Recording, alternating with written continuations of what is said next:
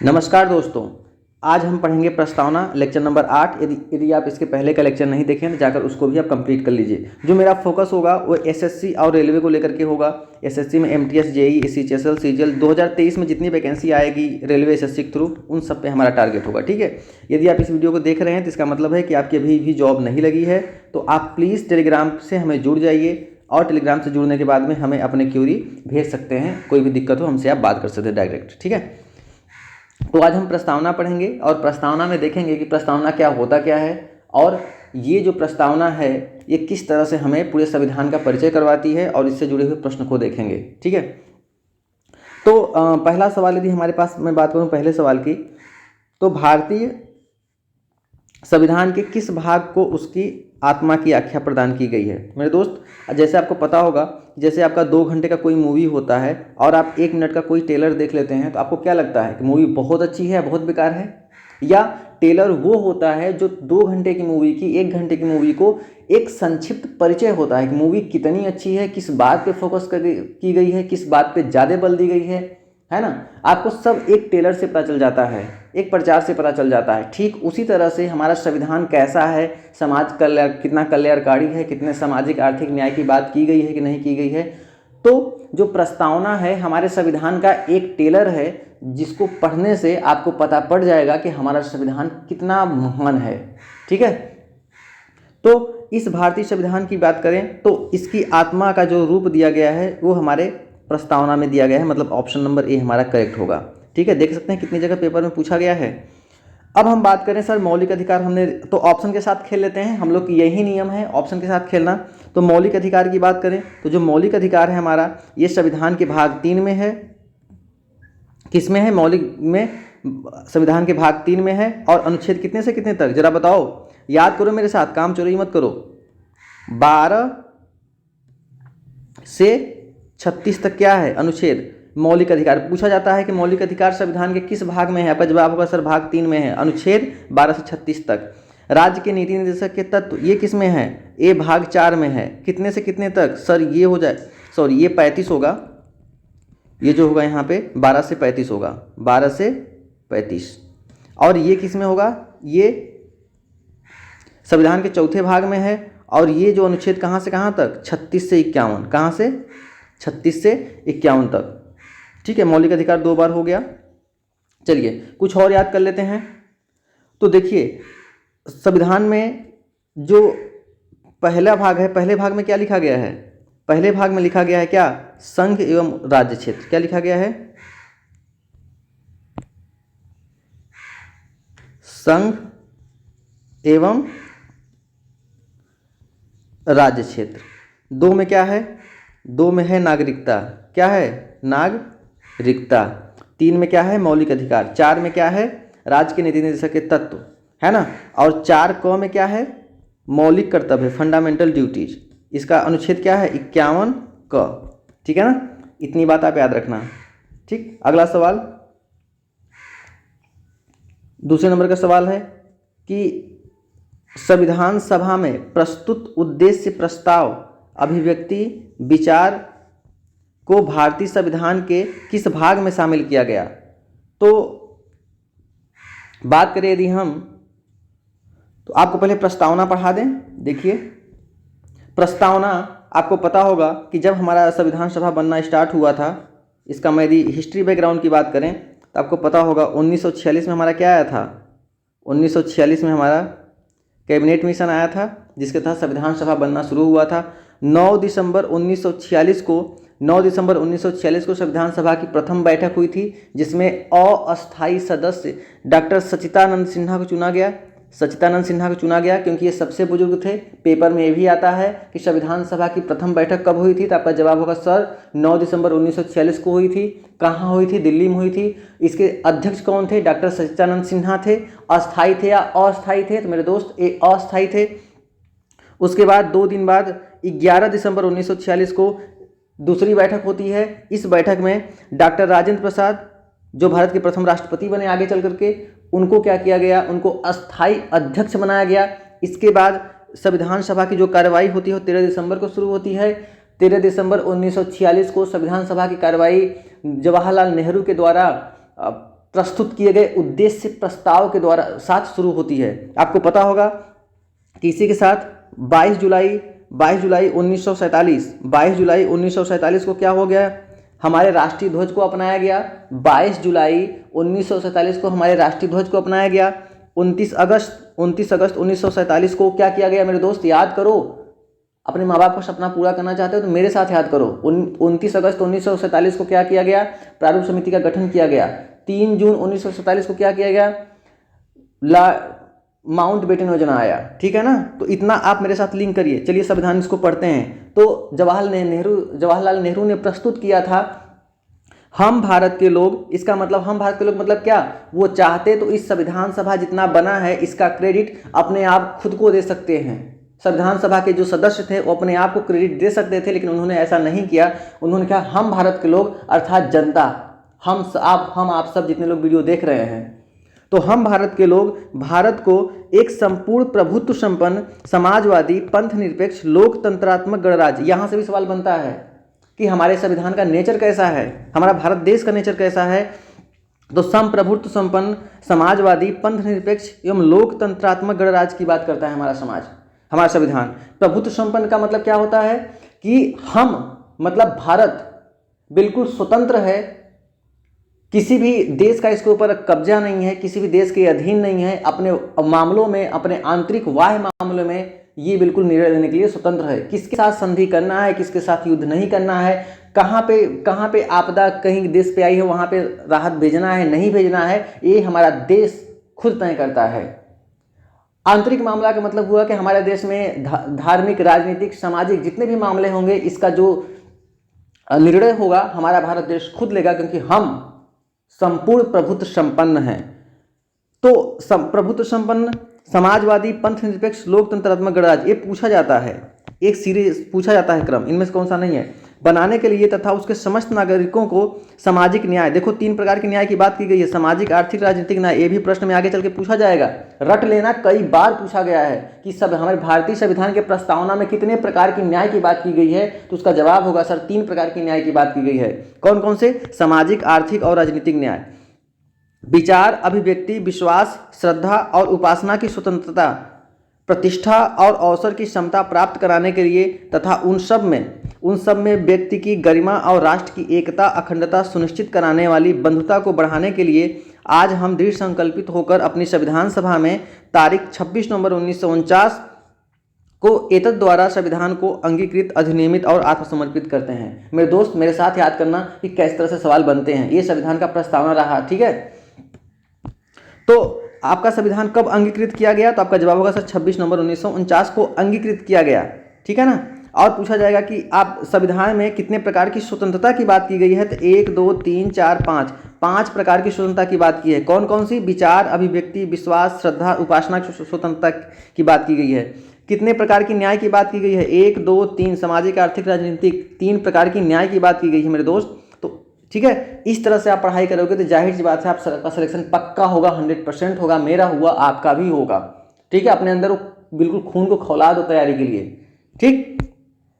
तो इसका जो करेक्ट आंसर होगा, संविधान सभा में प्रस्तुत उद्देश्य प्रस्ताव को, अभिव्यक्ति, विचार को भारतीय संविधान के किस भाग में शामिल किया गया, तो इसका जवाब होगा सर इसको प्रस्तावना में शामिल किया गया, ठीक है। तो हमने अभी भी देखा कि कितने प्रकार के न्याय हैं, 3 प्रकार के न्याय हैं। कौन कौन से, सामाजिक, आर्थिक और राजनीतिक। स्वतंत्रता कितने प्रकार की है, 5 प्रकार की स्वतंत्रता है। नागरिकता का उल्लेख भारतीय संविधान के किस भाग में है मेरे दोस्त, भारतीय संविधान के दूसरे भाग में है। कितने से कितने तक, अनुच्छेद 5 से 11 तक। मौलिक अधिकार, ये भारतीय संविधान के कौन से भाग में है, ये भाग 3 में है। अनुच्छेद कितने से कितने तक, ये हमारे पास 12 से 35 तक। कहाँ तक मेरे लाल, 12 से 35 तक। राज्य के नीति निर्देशक के तत्व, ये भारतीय संविधान के किस भाग में है, ये भाग 4 में है। अनुच्छेद कहाँ से कहाँ तक, 36 से 51 तक। भाग 4 क में क्या है, मौलिक कर्तव्य है, फंडामेंटल ड्यूटी है। कहाँ से कहाँ तक है, 51 क में है मेरे दोस्त, 51 क में है। आई होप आपको भी इसी तरह से पढ़ना है, ठीक है। चलिए आगे चलते हैं।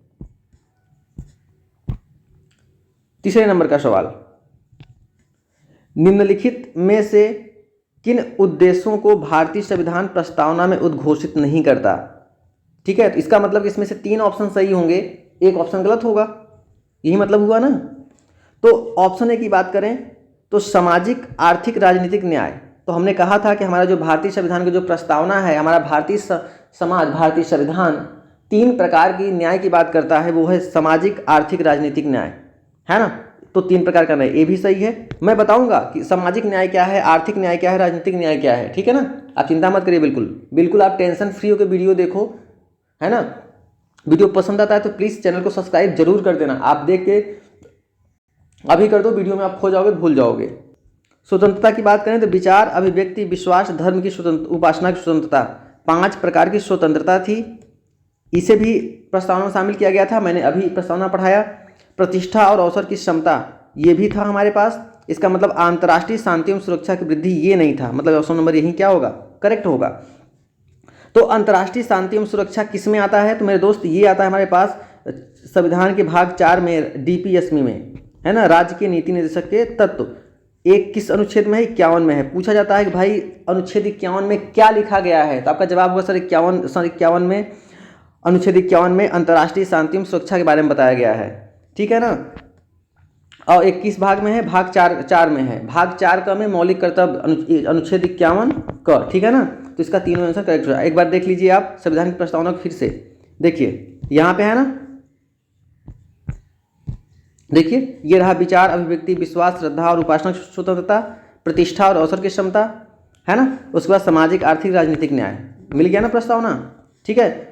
तो आप इस प्रस्तावना को आप एक दो बार पढ़ लेंगे ना, तो सवाल यहीं से हर जगह बनता है। UPSC भी सवाल यहीं से बनाती है, ठीक है। आपके लिए उस UPSC के लिए कोई अलग से किताब नहीं आता। नेक्स्ट सवाल, निम्नलिखित में से किन उद्देश्यों को भारतीय संविधान उद्घोषित नहीं करता। अच्छा ये तो हो गया अभी ना। 5 नंबर का question, railway, JEE, loco pilot, SSC, CHSL, ठीक है।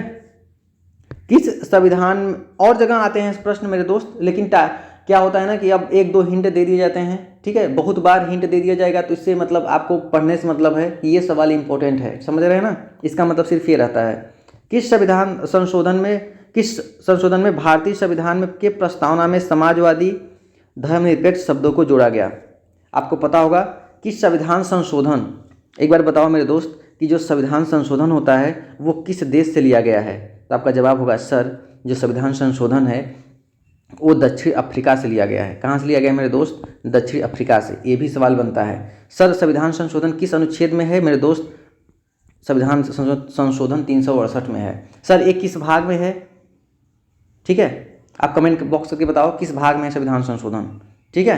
18 में या 20 में है, कमेंट बॉक्स करके बस इतना ही बता दो, मैंने हिंट दे दिया। अब बात करें कि किस संविधान संशोधन में किया गया, तो मेरे दोस्त ये किया गया था 42वां संविधान संशोधन 1976। ये भी पूछा जाता है, कभी कभी तो ईयर में कंफ्यूज कर देता है। एक बार SSC JEE में ऐसा ही हुआ था कि 42 दे दिया था, 1976 1978 ऐसे कर दिया था, ठीक। तो अब इसका तो आंसर बी हो गया। ऑप्शन के साथ मैं खेल लूँ, आपकी इजाज़त हो तो चलो खेलते हैं ऑप्शन के साथ। 61वें संविधान संशोधन में क्या किया गया था कि जो मतदान करने की उम्र थी मेरे दोस्त वो 21 साल से 18 साल कर दी गई। 21 साल से क्या कर दी गई, 18 साल कर दी गई जो मतदान करने की उम्र थी। 69वें संविधान संशोधन में क्या किया गया था कि जो दिल्ली है उसको राष्ट्रीय राजधानी क्षेत्र घोषित किया गया। क्या घोषित किया गया, उसको राष्ट्रीय राजधानी क्षेत्र घोषित किया गया, पेपर में भी आता है। 44वां संविधान संशोधन क्या था कि इसमें जो राज्यसभा लोकसभा के सदस्यों का जो कार्यकाल था वो 6 साल था, 6 से घटा के कितना कर दिया गया, 5 साल कर दिया गया। ये भी बात आप याद रखना, ठीक है ना। चलिए अच्छा इसका मतलब बता दूं कि समाजवादी का मतलब क्या होता है। समाजवादी का मतलब होता है कि भारत में ना तो जो अमीरी और गरीबी के बीच का जो खाई है इसको हम कम करेंगे, है ना। इसका मतलब कि सभी को आय का जो समान वितरण हम लोग करने का प्रयास करेंगे। इसीलिए सबसे पहले संविधान संशोधन जो किया गया था 1951 में, ये भी पूछा जाता है कि प्रथम संविधान संशोधन 1951 में किया गया था, उसमें जो भूमि का अधिकार, जो संपत्ति का अधिकार, एक फंडामेंटल राइट्स था, मौलिक अधिकार था, इसको क्या बना दिया गया, इसको एक कानूनी अधिकार बना दिया गया। क्यों, क्योंकि जब तक हम जो संपत्ति है अपने हाथ में लेंगे नहीं तब तक गरीबों को देंगे नहीं, ठीक है। जो गरीब वर्ग के हैं, जो बिलो पॉवर्टी लाइन है ना, उनको मुख्य धारा में जोड़ने के लिए हम लोग क्या करेंगे, भारत में समाजवादी सिद्धांत है, ठीक है। धर्मनिरपेक्ष की बात करेंगे तो भारत का कोई धर्म नहीं है, लेकिन भारत सभी धर्मों का आदर करेगा, ऐसा कहा गया है। जैसे पाकिस्तान की बात करें तो वो एक राजकीय धर्म अपना लिया है, मुस्लिम, है ना। हमारे यहाँ जो धर्मनिरपेक्ष का मतलब होता है कि हमारे भारत देश का, हमारे राज्य का कोई धर्म नहीं होगा, बल्कि हर एक धर्म का आदर करेगा, उसके साथ तटस्थ रहेगा। ठीक है, आपको स्वतंत्र हैं, आप कोई भी धर्म अपना सकते हैं। ऐसा क्यों हुआ? क्योंकि ऐसे ही धर्म के आधार पे हमारा जो सब भारत देश था वो उसका बंटवारा हो गया था, है ना। इसीलिए इसको बाद में जोड़ा गया, क्योंकि उसी समय जब संविधान लागू हुआ तब यदि धर्मनिरपेक्ष शब्द को जोड़ देते तो थोड़ी सी समस्या उत्पन्न होती, क्योंकि उसी समय धर्म के आधार पे हमारे देश का बंटवारा हो चुका था। इसलिए इसको बाद में जोड़ा गया 42वां संविधान संशोधन 1976 के थ्रू। ठीक है, तो आई होप इतना समझ में आया होगा। चलिए आगे चलते हैं। भारतीय संविधान के किस भाग में स्पष्ट घोषणा की गई है कि भारत एक धर्मनिरपेक्ष राज्य है? तो अभी मैंने बताया कि भारत एक धर्मनिरपेक्ष राज्य है, मतलब भारत राज्य का कोई धर्म नहीं है, ये सभी धर्मों का आदर करेगा, इसके साथ तटस्थ रहेगा, लेकिन किसी भी धर्म को पालन कराने के लिए अपने नागरिकों को बाध्य नहीं करेगा कि आप यही धर्म पालन करो, आप वो धर्म पालन करो, आप वो धर्म पालन करो। आप स्वतंत्र हैं। 5 प्रकार की स्वतंत्रता मिली मेरे दोस्त: अभिव्यक्ति, विचार, विश्वास, उपासना। 5 प्रकार की हमारी स्वतंत्रता है। सामाजिक, आर्थिक, राजनीतिक, न्याय, 3 प्रकार का हमें न्याय दिया गया। ये भी पेपर में पूछा जाता है, कितने प्रकार का न्याय? 3 प्रकार। अरे याद करो मेरे साथ। और 5 प्रकार की स्वतंत्रता।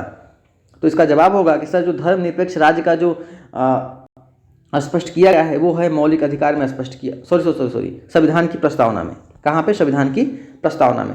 मौलिक अधिकार ये भाग कितने में है? भाग 3 में है। अनुच्छेद कितने से कितने तक? सर 12 से 35 तक। याद कर लो, प्रश्न पूछता है, टिक करके आ जाना, गलतियां मत कर देना। जैसे मैं पढ़ा रहा हूं वैसे ही पढ़ो। ऐसा नहीं कि एक सवाल आया बस टिक कर दे निकल गए, नहीं समझ में आएगा कुछ भी। हो सकता है जो सवाल पूछा गया है ये सवाल ना आए, जो मैं लिंक करा रहा हूं, जो मैं बता रहा हूं एक्स्ट्रा, इसमें सवाल आ जाए, आएगा इसी में से।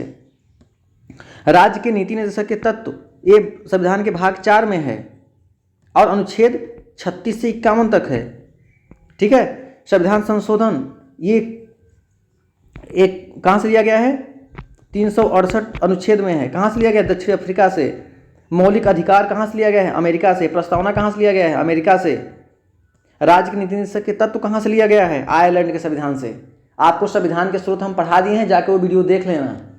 ठीक है, अमेरिका की बात करें, अमेरिका से क्या क्या लिया गया है? अमेरिका से क्या क्या लिया गया है? पहली बात तो संविधान की प्रस्तावना लिया गया है, उसके बाद फंडामेंटल राइट्स, मौलिक अधिकार लिया गया है, महाभियोग लिया गया है ना। साथ ही साथ में उच्च न्यायालय, उच्चतम न्यायालय को न्यायाधीशों को हटाने की प्रक्रिया कहाँ से ली गई है? उपराष्ट्रपति, राष्ट्रपति, सबको कहाँ से लिया गया है? अमेरिका से लिया गया है। वित्तीय आपातकाल, फाइनेंशियल इमरजेंसी, आपातकाल, वित्तीय आपातकाल कहाँ से लिया गया है? अमेरिका से। यदि बात करें केवल आपातकाल कहाँ से लिया गया है? ये लिया गया है जर्मनी से। ये भी बात याद रखना, जर्मनी से। कानून का संरक्षण कहाँ से लिया गया है? जापान से लिया गया है। ठीक है, तो ये सब सारी बातें भी याद कर लो। आयरलैंड से राज्य के नीति निर्देशक के तत्व लिया गया है। दक्षिण अफ्रीका संविधान संशोधन। 7वें क्वेश्चन की मैं बात करूं, संविधान के अंतर्गत भारतीय लोकतंत्र के आदर्शों को हम कहाँ देखते हैं? भारतीय हमारा लोकतंत्रात्मक देश है, क्योंकि यहाँ पे जो राजा होगा वो वंशानुगत नहीं होगा, वो लोक प्रतिनिधि, जनता से के द्वारा चुना गया प्रतिनिधि होगा, जनता के द्वारा चुना जाएगा उसको। आप the people, lake the people, by the people. तो इसका मतलब हुआ कि हमारा जो भारतीय का जो लोकतंत्र है ना, वो उसमें जनता की प्रत्यक्ष रूप से भागीदारी होती है।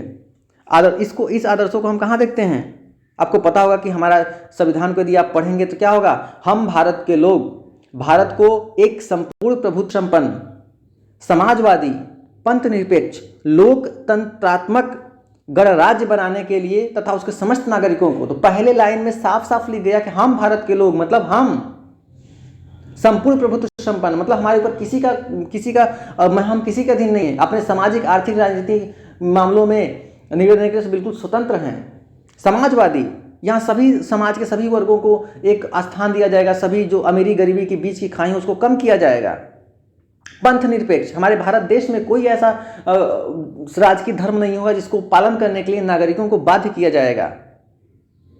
लोकतांत्रिक गणराज्य, इसका मतलब है कि हमारा भारत देश का जो प्रतिनिधि होगा, जो शासक होगा, वो वंशानुगत नहीं होगा, राज्यों के द्वारा, जो जनता के द्वारा चुन के दिया जाएगा। और सभी लोगों का जो राजनीतिक है, जो सभी लोगों का मत बराबर होगा। यदि मैं इंजीनियर हूँ, मैं जो वोट दूंगा उसका भी महत्व उतना होगा। एक जो गरीब है, अनपढ़ है, वो भी वोट देगा, उसका भी उतना ही कीमत होगा। ये होता है समाज। तो इसका जो करेक्ट आंसर होगा हमारे पास किसमें होगा? प्रस्तावना में। भाग 3 में क्या है मेरे दोस्त? भाग 3 में क्या है? मौलिक अधिकार, मतलब फंडामेंटल राइट्स। कहां से कहां तक? रट लो, इसी में अलग से मत रट लेना। मौलिक अधिकार कहां से कहां तक है?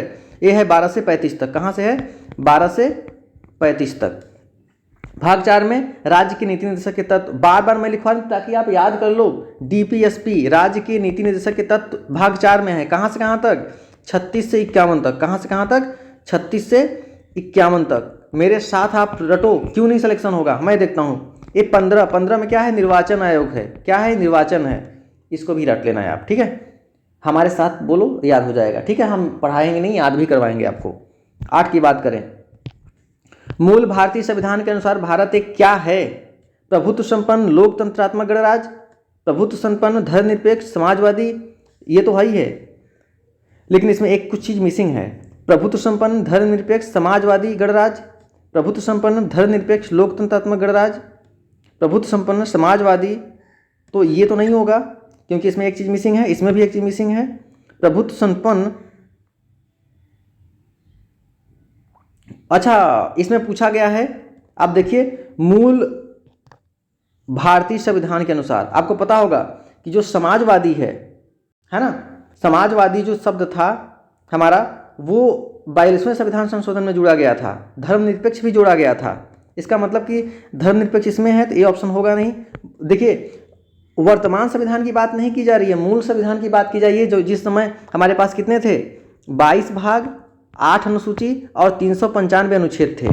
वर्तमान मूल संविधान में, प्रारंभ में जो संविधान जब बना था तो उसमें मेरे दोस्त 22 भाग थे, 8 अनुसूची थी और 395 अनुच्छेद थे। लेकिन आज की डेट की बात करें तो लगभग 25 भाग हो गए हैं और 12 अनुसूची हो गई है और 450 प्लस अनुच्छेद हो गए हैं। आई होप आपको क्लियर हो रहा होगा। तो मूल संविधान की बात की जा रही है यहाँ पे, ठीक है? तो मूल संविधान में क्या था? धर्मनिरपेक्ष था ही नहीं। हमने बताया था धर्मनिरपेक्ष क्यों नहीं था, क्योंकि उस समय धर्म के आधार पे हमारा देश बंट चुका था और हमारे देश के, हमारे संविधान निर्माताओं को ये डर था कि हमारे देश में यदि हम धर्म का धर्मनिरपेक्ष कर देंगे तो लोगों की आस्थाओं को ठेस पहुंचेगा, इसलिए उन्होंने इस शब्द को इसमें जोड़ा ही नहीं। 42वें संविधान संशोधन 1976 में धर्मनिरपेक्ष जोड़ा गया और ये बोला गया कि हमारा भारत देश का कोई भी राष्ट्रीय धर्म नहीं होगा, हम अपने नागरिकों को कोई भी धर्म पालन कराने के लिए बाध्य नहीं करेंगे, सभी लोग स्वतंत्र हैं, कोई भी देश कोई भी धर्म पालन कर सकते हैं अपनी इच्छा अनुसार, आप जो करना चाहे कर सकते हैं, लेकिन इस पे सीमाएं लग सकती हैं यदि आप अपने धर्म के अनुसार राष्ट्र की एकता और अखंडता को खतरे में करते हैं तो इस पे भी लगाम लग सकता है, ठीक है? तो आपकी स्वतंत्रता वहीं तक है जहां तक आप दूसरे की स्वतंत्रता में हमारे राष्ट्र की एकता अखंडता को नष्ट मत करिए। तो धर्मनिरपेक्ष नहीं था, तो इसमें भी धर्मनिरपेक्ष है। तो ऑप्शन, एक मिनट, तो धर्मनिरपेक्ष इसमें क्या हो गया, बुरा मान गया क्या?